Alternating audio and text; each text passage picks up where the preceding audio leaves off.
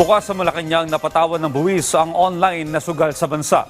Paglalabas naman ng isang circular ang Bangko Sentral ng Pilipinas para protektahan ang mga gumagamit ng digital platforms mula sa panganib na dulot ng online gambling. May report si Gab Villegas. Mahigpit na pinatututukan ni Pangulong Ferdinand R. Marcos Jr. ang online gambling sa bansa. Ayon sa palasyo, batid ng Pangulo ang posibleng pagkalulong ng individual sa sugal.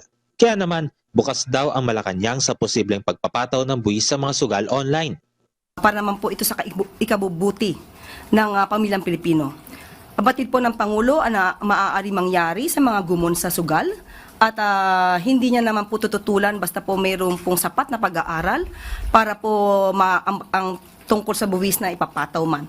Pero paiigtingin pa po, maliban po dito sa mga online gaming sites na license o lehitimo naman, paiigtingin po lalo ang paglaban sa mga illegitimate o yung mga yung hindi tama o hindi rehistradong mga online gaming sites.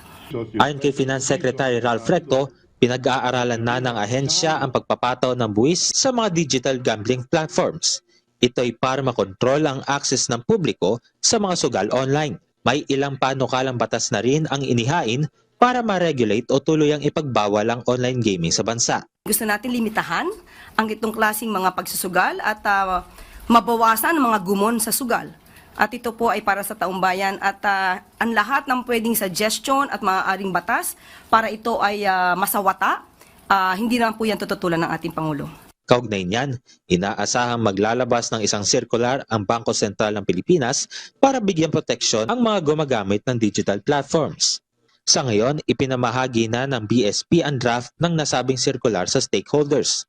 Sa ilalim ng circular, oobligahin ang mga BSP-supervised institutions tulad ng mga bangko at electronic money issuers na magpatupad ng mas mahigpit na hakbang para maprotektahan ang mga gumagamit ng kanilang digital platforms laban sa online gambling.